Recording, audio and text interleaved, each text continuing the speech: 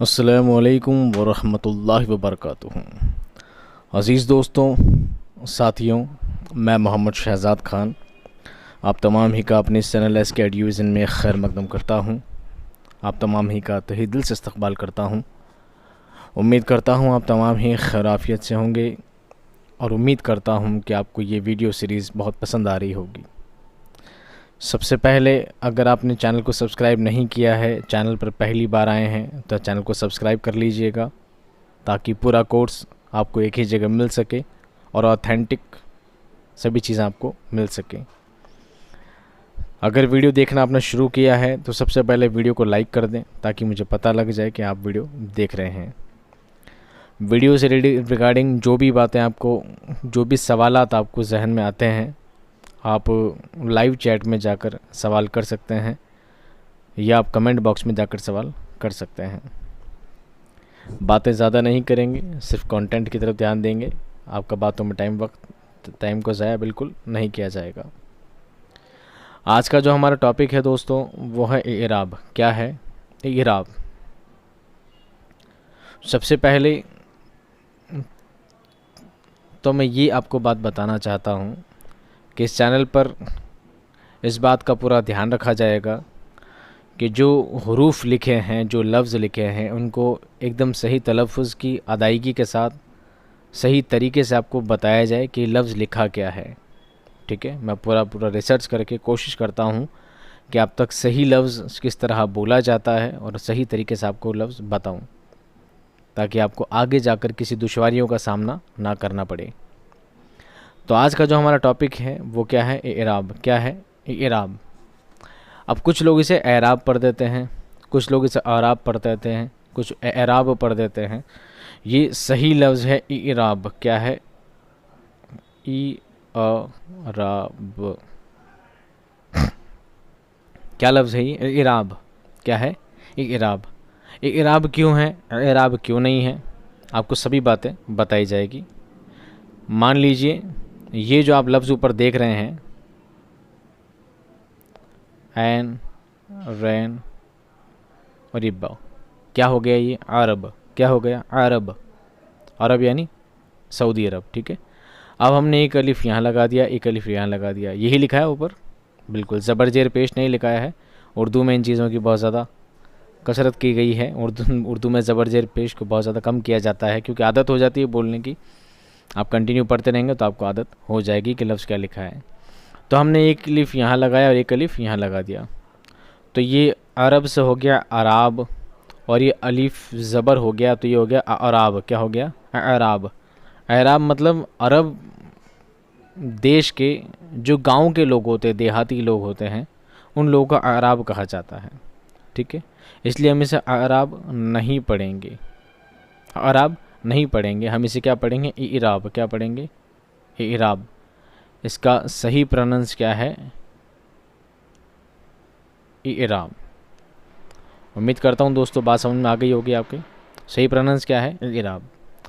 चलिए आगे पढ़ते हैं और आपको बातें बताते चलते हैं इराब क्या है, क्यों है, कैसे है। सबसे पहली बात, इराब जो कहा जाता है, ज़बर ज़ेर पेश जो आप देखते हैं उर्दू में जिस तरह है, तो इराब वैसे ही कहा जाता है अरबी लैंग्वेज के लिए, अरबी ज़बान के लिए। अरबी ज़बान में जो ज़बर, ज़ेर, पेश, तशदीद, तनवीन, ये सब जो होते हैं, इसे अरबी ज़बान में इराब कहा जाता है। उर्दू में इसको हरकत और सकनात कहा जाता है। उर्दू ज़बान में इसे ही हरकत और सकनात कहा जाता है। अरबी ज़बान में इसे इराब कहा जाता है, लेकिन चलन के हिसाब से, बोलचाल के हिसाब से उर्दू में भी इसे इराब बता दिया जाता है, लेकिन असल में उर्दू में से हरकत और सकनात कहा जाता है। अब आप कहेंगे सर अरबी में नाम इराब एक है, उर्दू में नाम दो क्यों? जाहिर सी बात है, आपको हर एक लफ्ज़ का मैं पूरा मतलब बताऊंगा कि अरबी में एक है, उर्दू में दो क्यों। यहाँ पर इराब से मुराद ये सभी हैं, ज़बर ज़ेर पेश, तजदीद, तनवीन सब हैं। ठीक है, यहाँ पर क्या है? यहाँ पर पहला लफ्ज़ है हरकत। हरकत बना है हरकत से, हरकत बना है, एक है तो हरकत, उसकी जमा होगी हरकत, ज़्यादा है तो हरकत। ठीक है, यानी एक लफ्ज़ में एक हरूफ में जब एक हरकत लग जाती है तो वो हरूफ हरकत में आ जाता है। वो हरूफ किस में आ जाता है? हरकत में आ जाता है। जब तक ये अलीफ है हम इसको सिर्फ अलीफ ही पढ़ेंगे, जब तक ये अलीफ है सिंगल अलीफ ही पढ़ेंगे। जब तक इस पर कोई ज़बर, ज़ेर, पेश, तजदीद कुछ नहीं होगा तब तक हम इसको सिर्फ अलीफ ही पढ़ेंगे। ज़बर, ज़ेर, पेश लगने के बाद, हरकत लगने के बाद ही ये हरकत में आएगा, अदरवाइज़ नहीं आएगा, अदरवाइज़ नहीं आएगा। तो ये ज़बर, ज़ेर, पेश जितने भी होते हैं इन सबको क्या कहते हैं? हरकत। क्या कहते हैं इन सभी को? हरकत। और ये ज़बर, ज़ेर, पेश बहुत ज़्यादा हैं, एक से ज़्यादा हैं, तो इसलिए यहाँ पर हरकत की जगह क्या इस्तेमाल किया गया है? हरकत। क्या किया गया है? हरकत। क्या किया गया है? हरकत। चलिए अब आते हैं दूसरा लफ्ज़। दूसरा है सकनात। दूसरा है सकनात। और एक गाड़ी के बारे में सभी जानते हैं, गाड़ी में फर्स्ट गियर होता है, सेकंड गियर होता है, थर्ड गियर होता है, फोर्थ गियर होता है, किस में फिफ्थ गियर भी होता है। लेकिन इतने सारे गियर के साथ ब्रेक कितने होते हैं? सिर्फ एक होता है। ब्रेक कितना होता है? एक होता है। यानी गाड़ी को अलग अलग स्पीड में चलाया जा सकता है लेकिन ब्रेक लगाने का काम सिर्फ एक ही करता है, उसको ब्रेक कहा जाता है। ब्रेक को तो कुछ नहीं कहता, ब्रेक में तो फर्स्ट गियर सेकंड गियर नहीं होता ना। तो हरकत बहुत सारे होते हैं, हरकत बहुत सारे होते हैं। ज़बर, ज़ेर, पेश इन सभी को कहा जाता है हरकत। लेकिन हरकत के अलावा एक होता है साकिन, इसको बोलते हैं सुकून। क्या बोलते हैं इसे? ये जो होता है छोटा सा, इसको कहा जाता है उर्दू में सुकून। क्या कहा जाता है इसे? सुकून। तो जिस लफ्ज़ पर सुकून लग जाए, जिस हरूफ पर सुकून लग जाया करता है, ये लग जाया करता है, उसे कहते हैं साकिन। क्या कहते हैं? साकिन। और सुकून एक ही होता है तो सुकून का काम है ब्रेक लगाना, इसलिए सुकून एक ही होता है, इसलिए कहता है सकनात। तो ज़बर, ज़ेर, पेश ये सब तो कहलाएंगे हरकत, और सुकून से बना है सकनात। सुकून से बना है सकनात। अब इनके काम क्या है हम आपको डिटेल में सब कुछ बताते चलते हैं। चलिए अब पढ़ते हैं और आपको बातें समझाते हैं। अल्फाज की दुरुस्त अदायगी तलफ़ुज़ कहलाती है। अल्फाज की दुरुस्त अदायगी तलफ़ुज़ कहलाती है। यानी किसी अल्फाज को दुरुस्त तरीके से, सही तरीके से पढ़ना, उच्चारण करना, प्रोनंसिएशन करना क्या कहलाता है? तलफ़ुज़ कहलाता है। अल्फाज और तलफ़ुज़ को जब आप देखेंगे इन दोनों की शक्लें एक जैसी लगेगी, इन दोनों की शक्लें एक जैसी लगेगी। कैसे लगेगी ये भी देखिए। ये लाम, ये फ़ा और ये ज़ॉय, ये क्या है? लफ्ज़। क्या है? लफ्ज़। एक है तो लफ्ज़, ज़्यादा है तो अल्फाज, ज़्यादा है तो अल्फाज। और इसी अल्फाज को हमने अलिफ और लाम नहीं लगाकर यहाँ पर क्या लगा दिया? ता। क्या लगा दिया? ता। तो ये क्या हो गया? तलफ़ुज़। क्या हो गया? तलफ़ुज़। यानी अल्फाज, तलफ़ुज़ किससे बना है? अल्फाज से बना है। तलफ़ुज़ किससे बना है? अल्फाज से बना है। ये पर्पल कलर हो सकता है आपको समझ में नहीं आ रहा हो, तो चलिए हम इसे रेड कर देते हैं। ठीक है, हो गया रेड।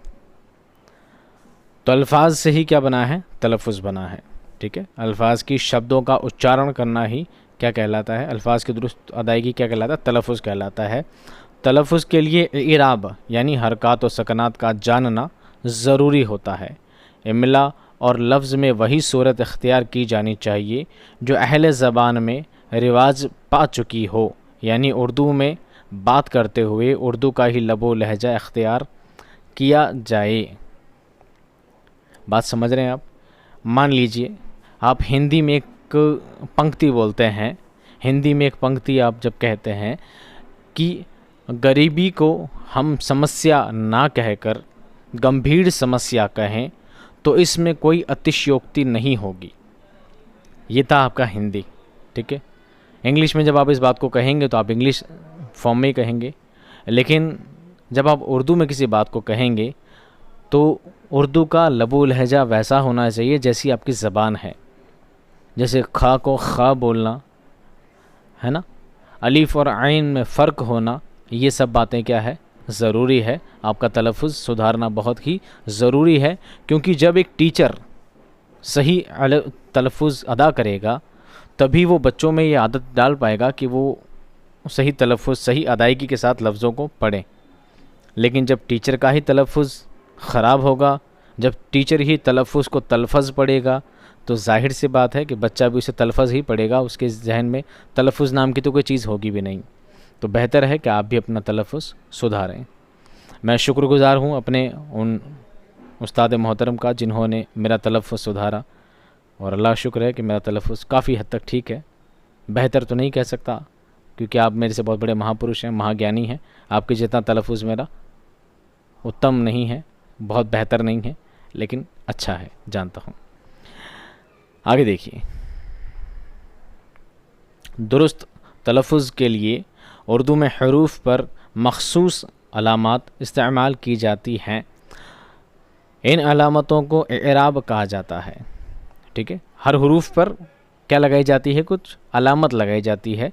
इसी अलामत को क्या कहते हैं, एराब कहा जाता है। यानी ये ज़बर, ज़ेर, पेश, तशदीद, ये सब अलामत है, ये सब एक निशान है जिसे क्या एराब कहा जाता है।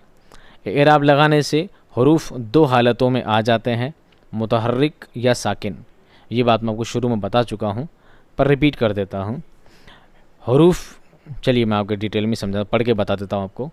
हरूफ में किसी भी हरूफ पर एराब लगाने के बाद हरूफ दो हालत में आ जाता है, या तो हरूफ कहलाता है मुतहर्रिक, या कहलाता है साकिन, या कहलाता है साकिन। दो ही कंडीशंस होती है, तीसरी कंडीशन नहीं होती। दो कंडीशन क्या है, डिटेल में देखें। मुतहर्रिक क्या होता है, साकिन क्या होता है। जब हरूफ पर ज़बर, ज़ेर या पेश आए, ये अपनी आवाज़ देते हैं और ऐसे हरूफ को मुतहर्रिक कहा जाता है। अभी ये सिर्फ अलिफ है, अभी ये सिर्फ अलिफ है। अलिफ पर जब हमने ज़बर लगा दिया, अलिफ पर जब हमने ज़बर लगा दिया तो ये क्या कहलाएगा, मुतहर्रिक कहलाएगा। अलिफ मुतहर्रिक, अलिफ क्या है, अभी मुतहर्रिक है। यानी अलिफ मुतहर्रिक को क्या बोलेंगे, मुतहर्रिक बना है हरकत से। अलिफ पर इस वक्त कोई ना कोई हरकत है। अब हरकत ज़बर के रूप में हो सकती है, ज़ेर के रूप में हो सकती है, पेश हो सकता है, तशदीद हो सकती है, कुछ भी हो सकता है। ठीक है, तो जब भी इस पे ज़बर, ज़ेर, पेश कुछ लग जाएगा तो वो हरूफ क्या कहलाएगा, मुतहर्रिक कहलाएगा। वो हरूफ क्या कहलाएगा, मुतहर्रिक कहलाएगा। हम ज़बर को मुतहर्रिक नहीं कहेंगे, मैं फिर दोहरा रहा हूँ, ज़बर, ज़ेर, पेश को तो हरकत ही कहेंगे, लेकिन अलिफ को क्या कहेंगे, बा को क्या कहेंगे, बा ज़बर बा, बा ज़बर बा। तो बा को तो हम हरूफ ही कहेंगे, ज़बर को तो हम हरकत ही कहेंगे। अब बा क्या कहलाएगा, अब बा कहलाएगा मुतहर्रिक। क्या कहलाएगा, मुतहर्रिक, क्योंकि बा के ऊपर कोई ना कोई हरकत लगी हुई है। ठीक है, दूसरा साकिन, जब हरूफ पर कोई हरकत ज़बर, ज़ेर या पेश ना हो बल्कि जज़्म हो तो ऐसा हरूफ साकिन कहलाता है। तो ऐसा हरूफ क्या कहलाता है, साकिन कहलाता है। देखिए, साकिन को समझना थोड़ा नई चीज़ है, समझिए। ये एक वर्ड लिखा है जज़्म, क्या लिखा है, ये जज़्म, ये जीम, ये ज़ और ये मीम। ज़्यादातर लोग इसको क्या पढ़ाते हैं, जज़म। क्या पढ़ाते हैं, जज़म। जीम ज़बर, ज़े ज़बर और मीम पे तो कुछ है ही नहीं, मीम पे तो कुछ है ही नहीं, क्या पढ़ाते हैं, जज़म। जबकि ऐसा नहीं है, ज़ा पर क्या है, साकिन है, ज़ा पर क्या है, साकिन है। तो जीम पर ज़बर है तो ज़बर तो कहलाएगी हरकत और जीम कहलाएगा मुतहर्रिक। ज़ा के ऊपर क्या लगी है, साकिन लगी है। क्या लगी है, साकिन। ये साकिन क्या करता है, ये हरकत हटाता है। ये कहता है कि ज़ा पूरा नहीं है बल्कि ज़ा क्या है, आधा है। ज़े क्या है, आधा है। ज़े क्या है, आधा है। और इस तरह मीम लग कर क्या हो जाता है, जज़्म। क्या हो जाता है, जज़्म। जज़म नहीं होता, जज़म नहीं होता बल्कि क्या हो जाता है, जज़्म हो जाता है। तो जिस हरूफ पर ज़बर, ज़ेर, पेश सब लगे हों उस हरूफ को मुतहर्रिक कहते हैं। और इन सब के अलावा जिस हरूफ पर जज़्म लगी हो, क्या लगी हो, जज़्म लगी हो, उसे हम साकिन कहते हैं। साकिन को हम, जज़्म को ना, जज़्म को सुकून भी कहते हैं। क्या कहते हैं, जज़्म को क्या कहते हैं, सुकून भी कहते हैं। कि जिस हरूफ पर सुकून लगा हो उसे साकिन कहते हैं। इसके दो नाम हैं, जिस हरूफ पर सुकून लगा हो उसे साकिन कहते हैं, और जिस पर कोई हरकत लगी हो, ज़बर, ज़ेर, पेश, उसे मुतहर्रिक कहते हैं। उम्मीद करता हूँ बात आपके समझ में आ गई होगी, बहुत ही सिंपल तरीका है। चलिए, अब हरूफ की दो किस्में और हो गई, मुतहर्रिक और साकिन। कल तक हम हरूफ के बारे में पढ़ा चुके हैं कि हरूफ तो तलफ़ुज़ के एतबार से दो तरह के होते हैं, हरूफ शमसी, हरूफ क़मरी।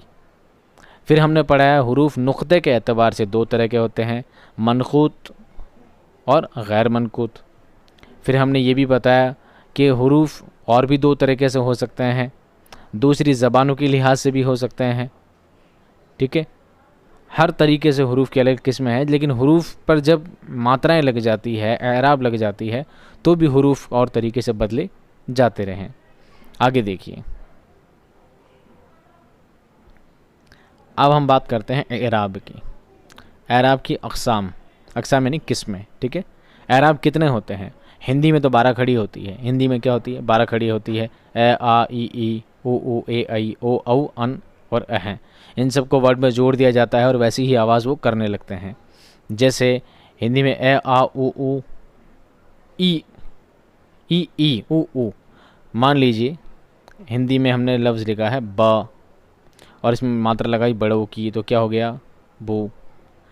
ठीक है, मान लीजिए हमने मैं लिखा, मैं में बड़ी की मात्रा लगी तो क्या होगा? मी। छः में बड़ी आ की मात्रा लगी ठा। स में कोई मात्रा लगाई नहीं तो ये रहेगा स। मिठास, मिठास में छोटी की मात्रा आती है, सॉरी। ठीक है, तो इस तरह की तरीका किस में होता है? हिंदी में होता है। हम हिंदी को बहुत ज़्यादा फॉलो करते हैं, बहुत ज़्यादा। क्या? क्योंकि हिंदी इजीली समझ में आ जाती है, इसलिए उर्दू को हम बार बार हिंदी से कनेक्ट करते हैं। एक बात आपको बता दूँ, हिंदी उर्दू दोनों क्या हैं? बहनें हैं। हिंदी उर्दू तो दोनों क्या हैं? बहनें हैं। वो जब उर्दू वाला जब टॉपिक आएगा आपको उर्दू के इतिहास से रिलेटेड, तो मैं आपको चीज़ें बताऊंगा कि उर्दू हिंदी दोनों बहनें क्यों हैं, क्योंकि दोनों शूर चीनी से ज़बान से निकली हैं, दोनों क्या हैं? बहनें हैं। तो अरबिक उर्दू में कितने एराब होते हैं? 7। कितने होते हैं? 7। वैसे 8 होते हैं, 8वें को हम गिनेंगे नहीं, उसके बारे में बाद में बताएंगे।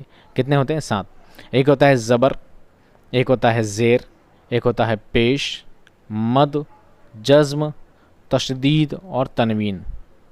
ज़बर, ज़ेर, पेश, मद, जज़्म, तशदीद और तनवीन, ये 7 क्या है? एराब है। इन सब की अलग अलग आवाज़ आती है, सबकी अलग अलग आवाज़ आती है। इन सबको अलग अलग जगह काम में लिया जाता है। मैंने आपको कल बताया था हरूफ और भी दो तरीके के होते हैं, एक होता है हरूफ इल्लत, एक होता है हरूफ सही। हरूफ इल्लत होते हैं अलीफ, वाव और या। अलीफ, वाव और या, यानी किसी लफ्ज़ में अलीफ, वाव और या जोड़कर उसके साउंड को चेंज किया जा सकता है, उसके प्रोनाउंस को चेंज किया जा सकता है, उसकी हरकत को चेंज किया जा सकता है। और साथ में जब एराब को और लगा दिया जाता है, साथ में एराब को और जोड़ दिया जाता है, तो ये तीनों ही अलग अलग साउंड देने लगते हैं। ये तीनों ही अलग अलग साउंड देने लगते हैं। आगे जैसे जैसे लफ्ज़ आएंगे हम उनको डिटेल में आपको बताते चलेंगे। तो सबसे पहले हम क्या करेंगे, इन सब को बारी बारी पढ़ेंगे। ज़बर कहाँ होता है? मान लीजिए अलीफ, ये अलीफ ऊपर लग गया, ये क्या चीज़ है? टेढ़ी लगी, ज़बर है। ज़ेर कहाँ होता है? ये अलीफ है, ये इसके नीचे छोटी डंडी है टेढ़ी, ये क्या कहलाती है? ज़ेर है। अलीफ के ऊपर छोटा सा एक गोल निशान है, ये क्या है? पेश है। अलीफ के ऊपर इस तरह की बल खाती हुई जो लाइन है, इस तरह की, ये मद है। क्या है? मद। ये जॉइंट नहीं होता, अलग से होता है, अलग। मद है। क्या है? मद है। जज़्म के बारे में आपको ऊपर बता दिया, छोटा सा निशान होता है, मान अलीफ, छोटा सा जज़्म। ठीक है। तशदीद आप जानते हैं, किसी लफ्ज़ को 2 बार पढ़ने के लिए क्या लगाते हैं? तशदीद लगाते हैं। और तनवीन जानते हैं, अलीफ के ऊपर 2 बार ज़बर लगाते हैं, 2 बार ज़ेर लगाते हैं या 2 बार पेश लगाते हैं, तो ये कहलाता है तनवीन। चलिए डिटेल में पढ़ते हैं। सबसे पहले पढ़ते हैं ज़बर। ये तिरछी लकीर हुरूफ के ऊपर लगाई जाती है। अरबी में ज़बर को फ़तह कहते हैं। क्या कहते हैं? फ़तह कहते हैं। क्या कहते हैं? फ़तह कहते हैं। इसलिए जिस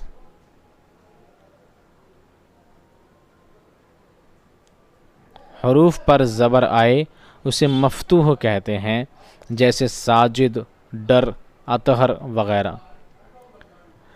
जिस हुरूफ पर ज़बर लगता है उसे क्या कहते हैं? मफ़तूह कहते हैं। क्यों कहते हैं? क्योंकि ज़बर को अरबी में फ़तहा भी कहते हैं। क्या कहते हैं? फ़तहा भी कहते हैं। क्या कहते हैं? फ़तवा। अब फ़तहा के अलावा ज़बर को नसब भी कहते हैं। क्या कहते हैं? नसब भी कहते हैं। तो 3 नाम हो गए ज़बर के, 3 ज़बर के कितने नाम हो गए? आपको नाम याद रखना क्या है आपके लिए ज़रूरी है, आपसे पूछ लिया जाएगा। ज़बर के 3 नाम हैं, एक तो है ज़बर ख़ुद, दूसरा है फ़तह लिखा है, और तीसरा है नसब। क्या है? नसब। तो जिस लफ्ज़ पर जिस हरूफ पर ज़बर लग जाए उसे क्या कहते हैं? फ़तह से बनता है मफ़तूह, क्या बनता है? मफ़तूह। और नसब से बनता है मंसूब, क्या बनता है? मंसूब। तो जिस हरूफ पर ज़बर लगा हो उसे मफ़तूह भी कहते हैं और उसे मंसूब भी कहते हैं। समझ में आ गई बात? चलिए अगला लफ्ज़ पढ़ते हैं। अगला टॉपिक है ज़ेर। क्या है? ज़ेर। ये नीचे मैंने अलामत लगाई है, आपको दिख रहा होगा, छोटा सा यहाँ पर दिख रहा ना, एक एग्जाम्पल के तौर पर। ये तिरछी लकीर हरूफ के नीचे लगाई जाती है। अरबी में ज़ेर को कसरा कहते हैं, इसलिए जिस हरूफ के नीचे ज़ेर आए उसे मकसूर कहते हैं, जैसे मीर, वकील वगैरह वगैरह।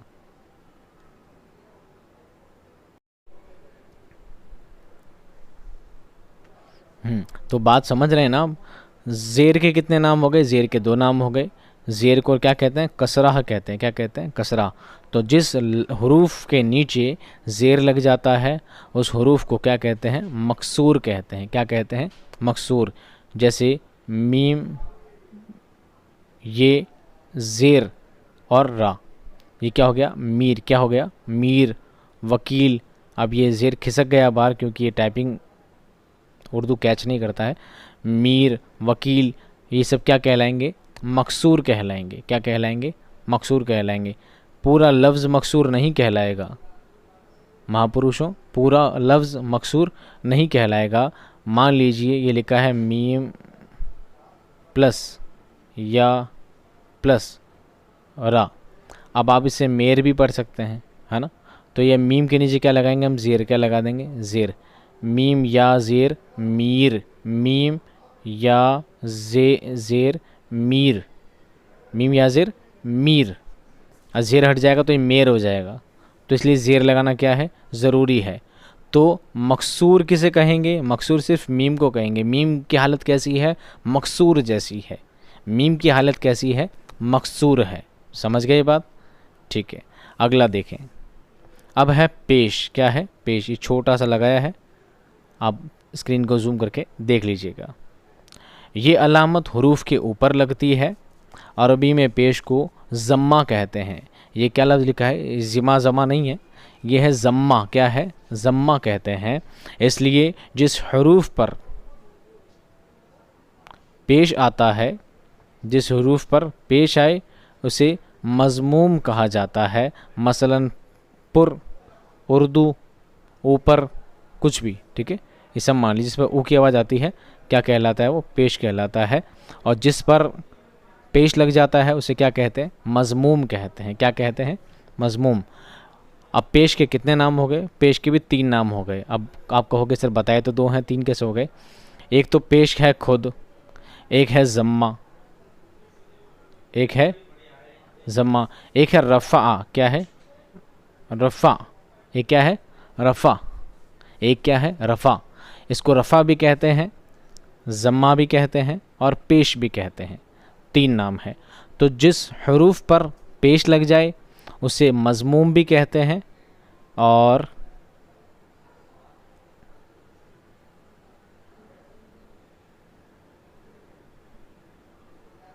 मरफ़ू भी कहते हैं। क्या कहते हैं? मरफ़ू। या तो कहते हैं मज़मूम या कहते हैं मरफ़ू, दोनों में कुछ भी कह सकते हैं। राइटिंग का बड़ा इशू है यार, स्क्रीन पे पेंसिल चलती नहीं है। चलिए, तो पेश के भी कितने नाम हो गए? 3 नाम हो गए। ज़बर के कितने नाम हो गए? 3 नाम हो गए। ज़बर को ज़बर भी कहते हैं और क्या कहते हैं? नसब भी कहते हैं और क्या कहते हैं?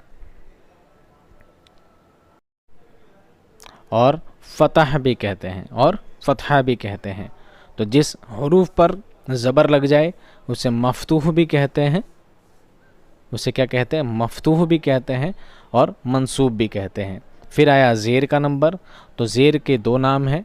ज़ेर को अरबी में कसरा कहते हैं, ज़ेर को अरबी में कसरा कहते हैं। फिर आता है पेश। पेश को ज़म्मा भी कहते हैं और रफ़ा भी कहते हैं।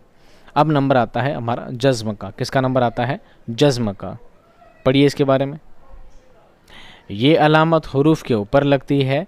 ये अलामत हुरूफ के सुकून या ठहराव को जाहिर करती है और हुरूफ के ऊपर लगाई जाती है। इसका दूसरा नाम सुकून है।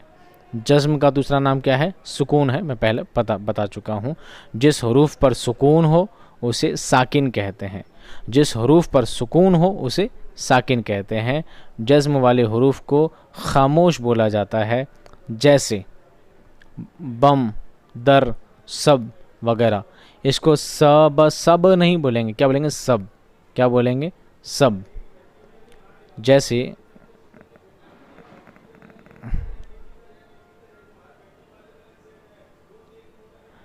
सीन ज़बर स, बा साकिन, बा साकिन। और जा ज़बर ज़ा, नुक्ता मोटा करते हैं थोड़ा, लो, जा ज़बर ज़। तो इसको क्या पढ़ेंगे? स ब ज़। क्या है? स ब ज़। लेकिन इस पर साकिन लगा दिया और हमने ज़बर इस पे से हटा दिया, तो हम क्या पढ़ेंगे? ब को खामोश पढ़ेंगे। क्या पढ़ेंगे? खामोश पढ़ेंगे। तो ये स ब ज़ की जगह हो जाएगा सब्ज़। क्या हो जाएगा? सब्ज़। क्या हो जाएगा? सब्ज़। आप समझ गए साकिन का काम क्या है? हुरूफ को कसरा करना, उसको घटाना, यानी उसको कम कर देना, उसकी खामोशी जाहिर करना, ये साकिन का काम होता है।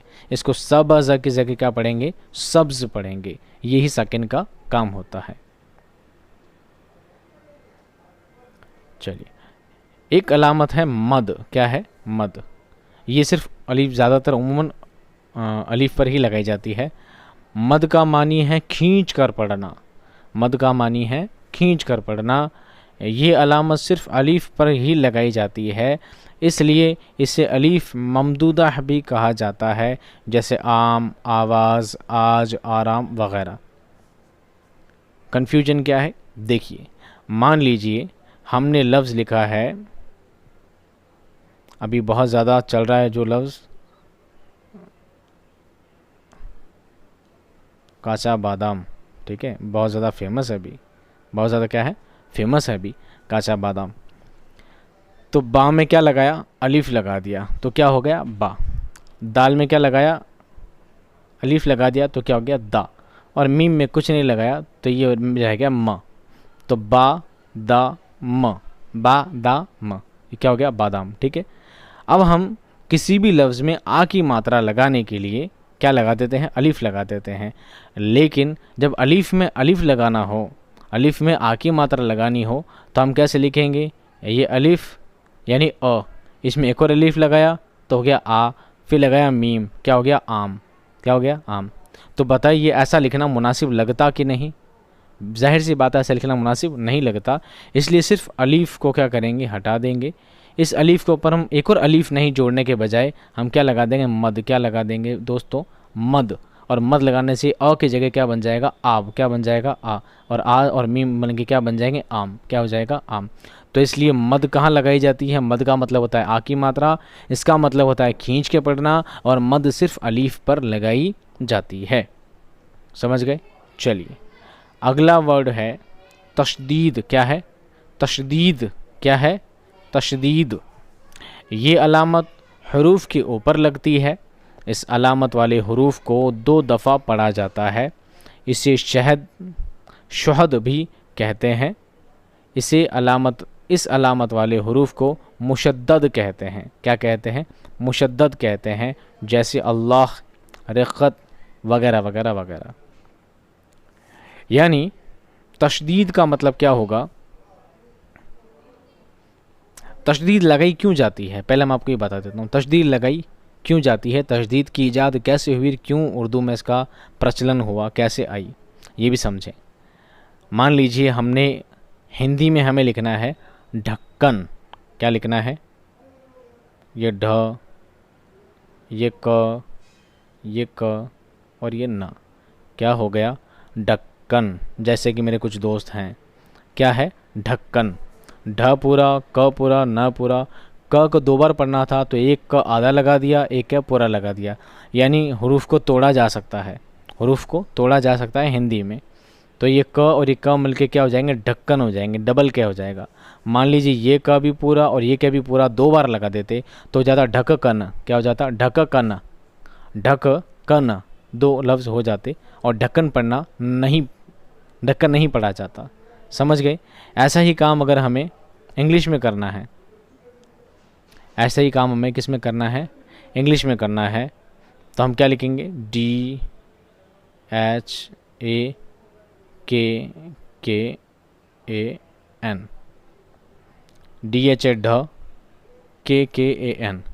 ढक्कन। यानी एक के में ए लगाया नहीं और दूसरे के में साथ में ए लगा दिया, इस ए ने इसको पूरा कर दिया और ये के और के मिलकर ढक हो गया। क्या हो गया? ढक। तो यहाँ पर भी हम ए हटा सकते थे, ऑप्शन था यहाँ पर ना, यहाँ ए लगा सकते तो ये हटा सकते थे। हिंदी में हम क को आधा कर सकते थे और क को पूरा कर सकते थे। लेकिन मेरे दोस्तों, सबसे अनोखी बात, आप कहें कि उर्दू में आधा लगा देते तो आप खुद देख रहे हैं, पूरी इबारत देख रहे हैं, पूरी लिखी हुई, ये पूरी इबारत देख रहे हैं। उर्दू तो हर वर्ड ही उर्दू में तोड़ा जाता है। ये ज जो है, ज को तोड़ दिया तो बताओ ज आधा होगा क्या? ये हमने जाति का ज तोड़ के उसमें अलिफ लगा दिया है। हम पूरा जीम लगा कर अलिफ नहीं लिखते हैं, बल्कि जे में अलिफ जोड़ देते हैं। तो बताओ ये ज आधा पढ़ने में आएगा क्या? अरे नहीं, उर्दू को तो हर वर्ड तोड़ के ही पढ़े जाते हैं। तो ऐसी कंडीशन में क्या करते? इसलिए इस चीज़ का इजाद हुआ, इसका नाम है तशदीद। क्या नाम है इसका? तशदीद। इसको इसलिए कहा गया कि जब भी मान लो उर्दू में अगर हमें कुछ भी लफ्ज़ लिखना हो, उर्दू में हमें भी कोई लफ्ज़ लिखना हो, मान लो उर्दू में हमें लिखना हो शक्कर। क्या लिखना है? शक्कर। ये शीन, ये काफ, फिर काफ और ये तो ये क्या पढ़ना में आता? शक कर। अब मैं इसको काट देता हूँ। अब इसको क्या पढ़ते हैं लोग? शक कर। शक कर। क्या पढ़ते हैं इसको? शक कर।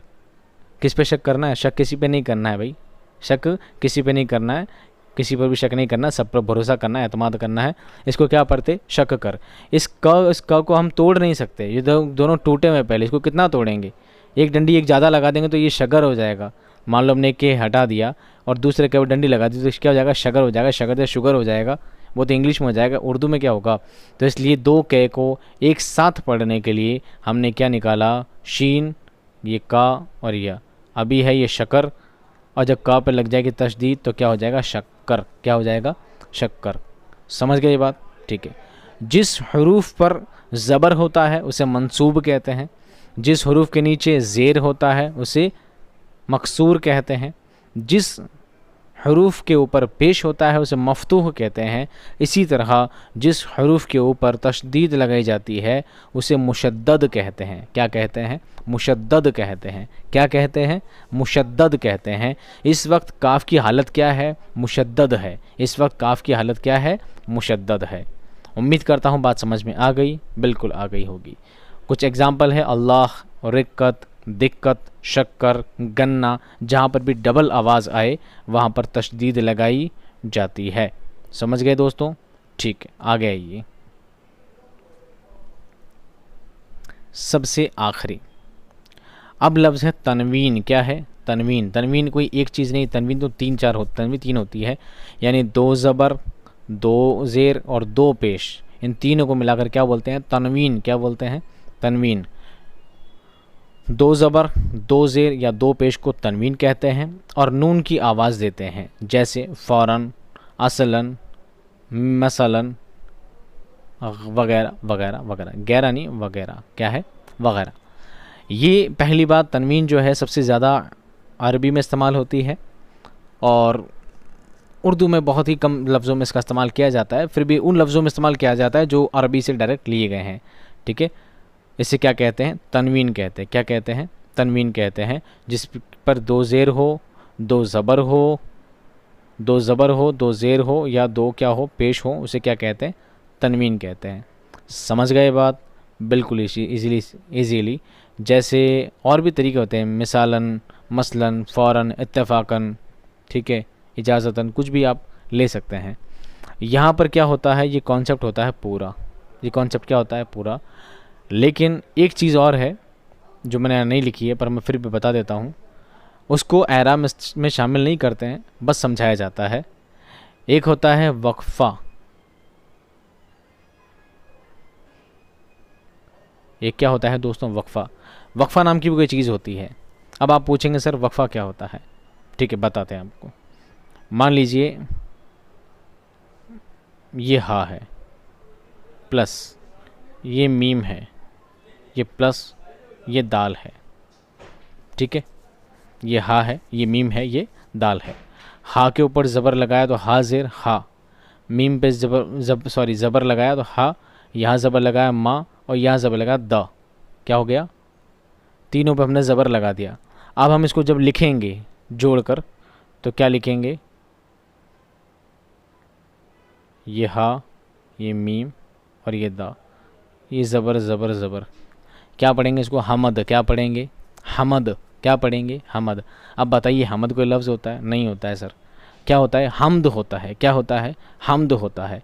तो हमद का है तो पूरा है सर, और मीम आधा है। मीम क्या है, आधा है। तो मीम को आधा करने के लिए हम क्या लगाएंगे,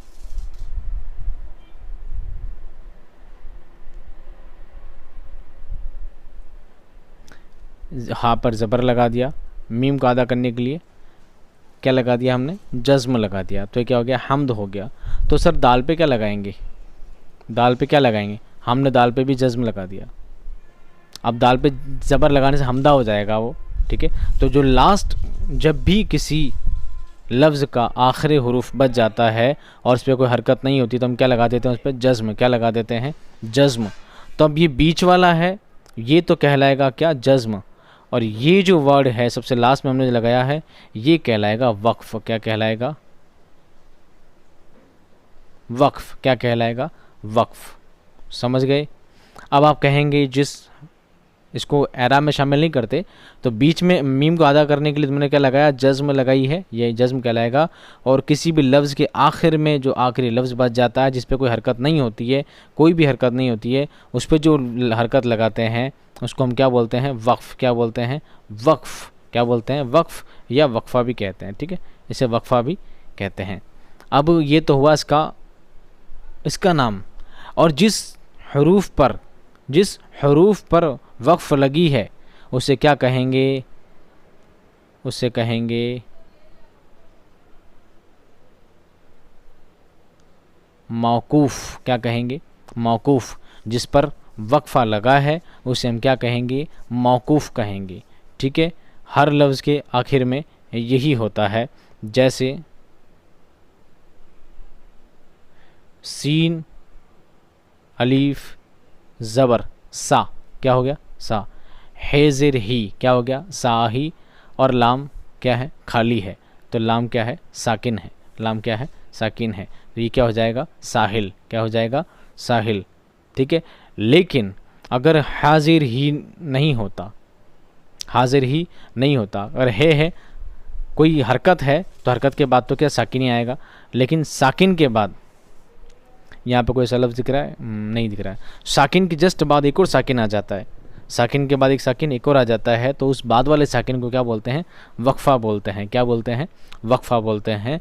और उसी और जिस पर वक्फ़ा लगाया जाता है उसी हुरूफ को क्या कहते हैं, मौकूफ़ कहते हैं। क्या कहते हैं, मौकूफ़ कहते हैं। उम्मीद करता हूँ ये क्लास आपके समझ में आ गई होगी। क्लास से रिगार्डिंग कोई भी सवाल हो आप कमेंट बॉक्स में मुझे बता सकते हैं। इसके अलावा कुछ मात्राएँ, कुछ इस्तिलाहात और हैं जिसको बताएंगे हम आपको नेक्स्ट क्लास में। तब तक मैं चाहूँगा आपसे इजाज़त। तब तक खुश रहिए, आबाद रहिए। वीडियो को लाइक कर दीजिएगा, अपने दोस्तों में शेयर कर दीजिएगा और सब्सक्राइब करना बिल्कुल भी मत भूलिएगा। मैं मिलता हूँ नेक्स्ट वीडियो में। खुदा हाफ़िज़।